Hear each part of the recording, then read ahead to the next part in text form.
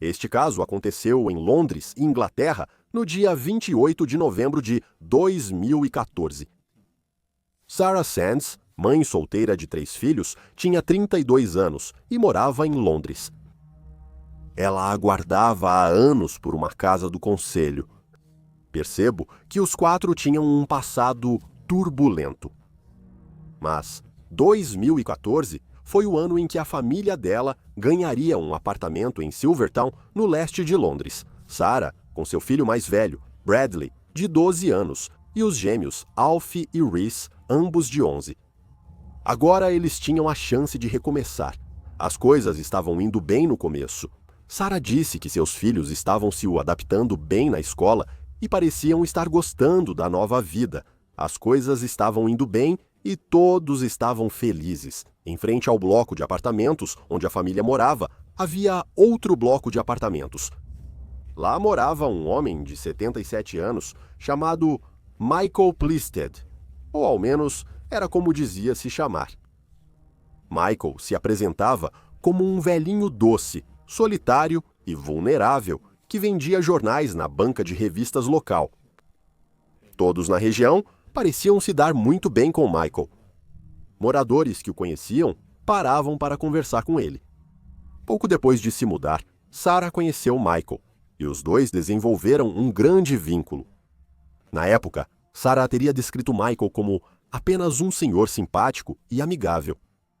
Os dois costumavam conversar bastante e ela, de vez em quando, até cozinhava para ele e levava as refeições até o apartamento dele. Se Michael precisasse de alguma coisa, Sarah estava sempre feliz em ajudar e frequentemente fazia companhia para ele. Como o filho de Sarah, Bradley, tinha nessa época 12 anos, ele estava procurando algum trabalho de fim de semana adequado para a sua idade, só para conseguir ganhar um dinheirinho. E por acaso, Michael perguntou a Sarah se o filho dela, Bradley, teria interesse em ajudá-lo na banca de jornais. Sarah confiava em Michael e o considerava um bom amigo.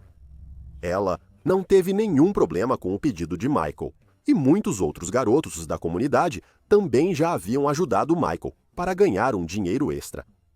Ela perguntou ao filho se interessava. Bradley ficou extremamente animado e agarrou a oportunidade de ganhar um dinheiro extra. Logo, Bradley estava nas lojas, ajudando a organizar os jornais e, em algumas ocasiões, ele também levou seus irmãos gêmeos junto com ele. No entanto, não muito tempo depois de começar, Bradley contou para Sarah que não queria mais trabalhar para Michael, e logo o motivo desprezível disso viria à tona. Em novembro de 2014, os gêmeos de Sarah desabaram e contaram para ela o pior pesadelo de qualquer pai. Disseram a ela que, após ajudarem Michael com alguns papéis, ele os convidou para seu apartamento. Como Michael havia conquistado a confiança dos meninos, eles concordaram e foram com ele para a casa dele. Ao chegarem, Michael avaliou os 2 meninos. Bradley, então, descobriu que seus 2 irmãos haviam sido aliciados por Michael. Sarah encontrou Bradley em seu quarto, chorando muito, tremendo e arrancando os cabelos. Ele contou à mãe que também havia sido abusado por Michael, mas estava com muito medo e vergonha para admitir qualquer coisa. Bradley ficava repetindo: "Eu deveria ter te contado antes." Michael havia se tornado amigo de Sarah para ganhar sua confiança e se aproximar dos filhos dela. Desde o início, esse era o plano dele. Sarah passou a noite ouvindo seus filhos contarem que foram manipulados e abusados por Michael. Sarah diria mais tarde que o nível de culpa que sentiu a consumiu. Ela disse que sua principal função era proteger seus filhos e sentiu que havia falhado enormemente com eles. Sarah contatou a polícia imediatamente. Ela e seus filhos explicaram tudo aos investigadores e Michael foi rapidamente preso. Isso, basicamente, deveria ter sido o fim da história, mas, infelizmente, não foi. Pouco depois de ser detido pela polícia, Michael declarou-se inocente e foi liberado sob fiança. Mas, além de ser liberado, ele foi autorizado a voltar para o seu apartamento do outro lado da rua, de onde Sarah e seus 3 filhos moravam. Os filhos dela estavam com medo. Eles tinham medo de que Michael pudesse querer se vingar, e se saíssem do apartamento, era bem possível que esbarrassem com ele. Sarah, é claro, ficou absolutamente furiosa e foi direto para a delegacia de polícia. Ela implorou e suplicou para que as autoridades prendessem Michael novamente. No entanto, eles recusaram e, em vez disso, aconselharam ela a se mudar. Não se sentindo mais segura em casa, Sarah levou ela e seus 3 filhos para a casa da mãe, e os 4 ficaram lá por vários dias. Sarah entrou em contato com um conselho local e pediu que mudassem Michael. Também disseram que nada podiam fazer. Disseram que poderiam realocar Sarah e os meninos, mas seria longe de Londres. E pior ainda, como Michael havia se declarado inocente, os 3 meninos teriam que comparecer ao julgamento e testemunhar contra ele. Uma perspectiva horrível para qualquer vítima de um crime assim, mas especialmente para crianças. Sarah sentia que ninguém a ouvia e achava uma grande injustiça que Michael pudesse andar livremente pelas ruas.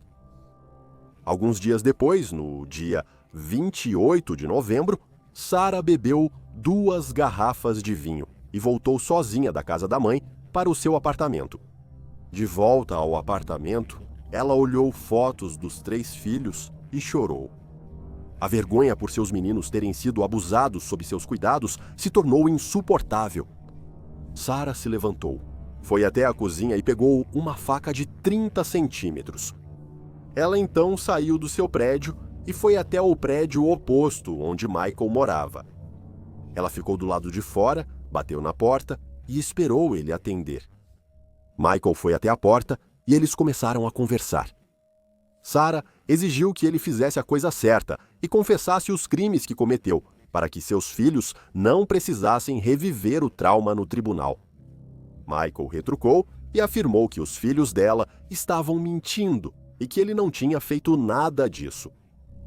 Sem se convencer, Sarah o olhou com expressão vazia e nesse momento a personalidade de Michael mudou.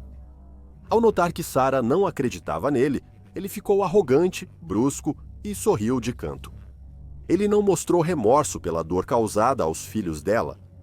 Mais tarde, Sarah afirmou que não reconhecia o homem que antes via como seu amigo. Ele se recusou a ouvir e se recusou a admitir o que havia feito. Sarah então puxou a faca de 30 centímetros.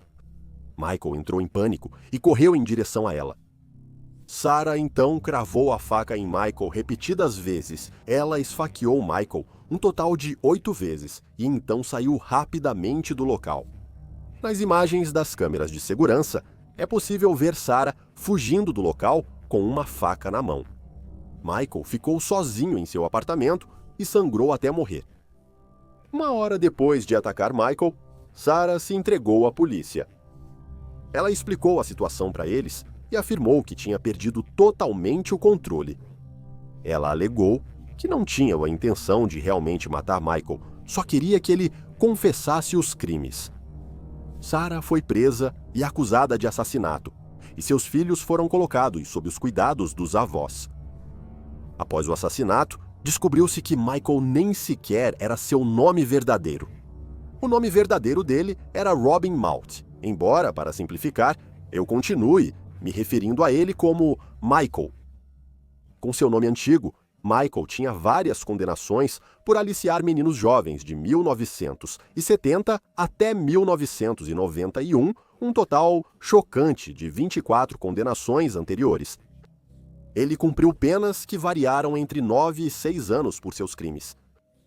E é aqui que o caso se torna ainda mais repugnante do que já era.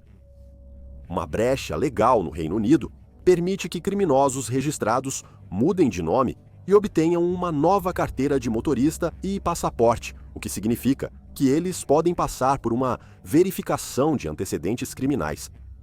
Isso deu a Michael a chance de escapar das autoridades, permitindo que ele se aproximasse de crianças mais uma vez. Ninguém sabia do passado de Michael porque ele havia mudado de nome e porque seus crimes aconteceram antes do registro de criminosos sexuais. O apartamento onde Michael estava morando foi dado a ele pela prefeitura.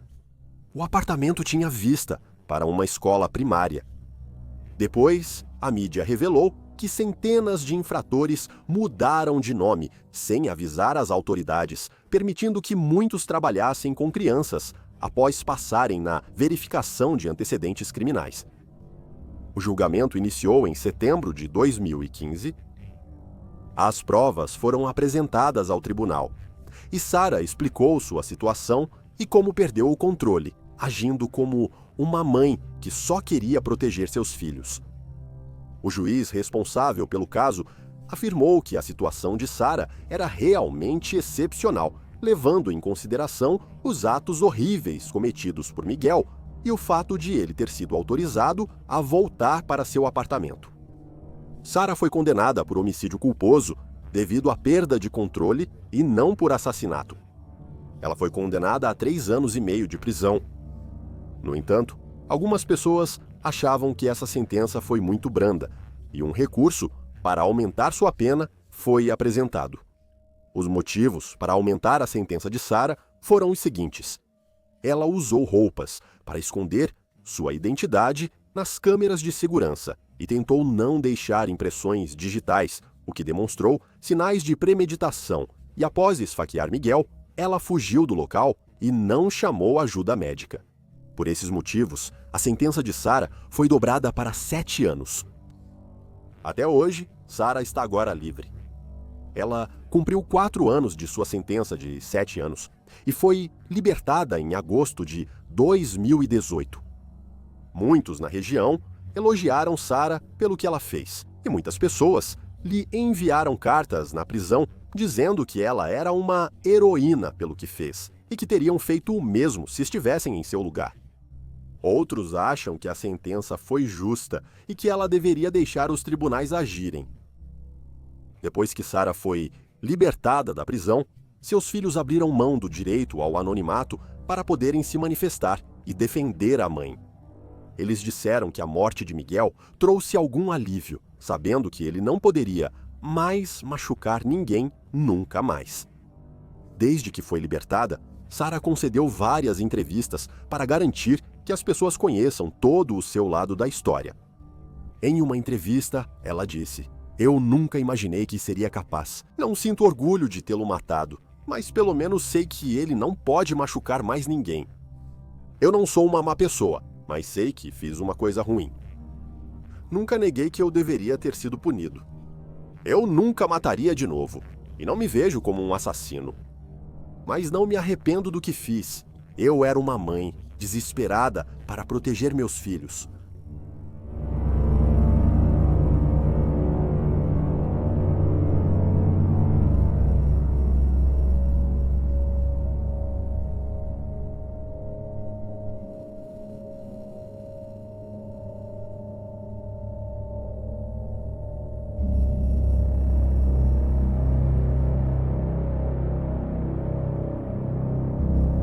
Obrigado.